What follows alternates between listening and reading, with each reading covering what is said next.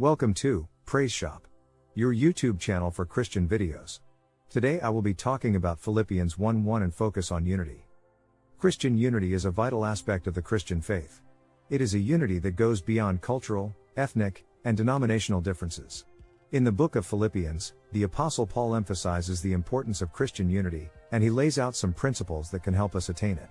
In this message, we will explore Philippians 1:1 and see how it relates to Christian unity. The opening verse of Philippians 1 is a salutation from the Apostle Paul to the church in Philippi. He addresses the letter to all the saints in Christ Jesus who are at Philippi, with the overseers and deacons, Philippians 1:1. In this greeting, Paul identifies three groups of people: the saints, the overseers, and the deacons. Each of these groups has a specific role to play in the church, but they are all united in their common faith in Jesus Christ. The first group that Paul addresses is the saints. The word saints in the New Testament refers to all believers in Jesus Christ. It is not a title reserved for a select few who have achieved a higher level of holiness than others. Rather, it is a term that describes all those who have been set apart by God and made holy through faith in Jesus Christ. The fact that Paul addresses his letter to all the saints is significant because it highlights the inclusive nature of the Christian faith.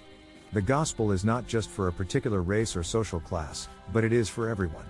In Christ, there is no distinction between Jew or Gentile, slave or free, male or female, Galatians 3:28. All who believe in Jesus are part of the same family, and they are all united by their faith in him.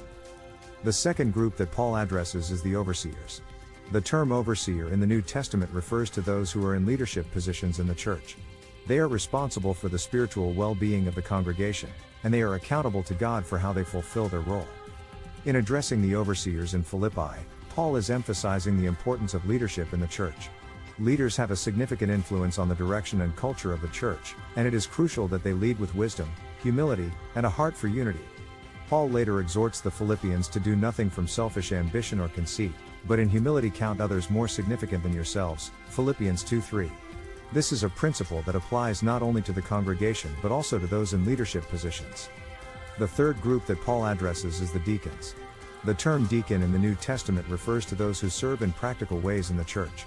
They are responsible for tasks such as caring for the sick, distributing food to the needy, and assisting with the administration of the church. In addressing the deacons in Philippi, Paul is highlighting the importance of practical service in the church.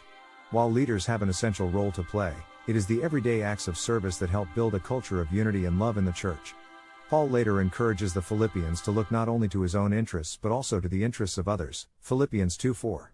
This is a principle that applies not only to the deacons but also to all believers. In these three groups of people, the saints, the overseers, and the deacons, we see a picture of the diverse roles and gifts that exist within the church. Each person has a unique part to play, but they are all united in their common faith in Jesus Christ. Thanks for watching my video. Until next time. God bless.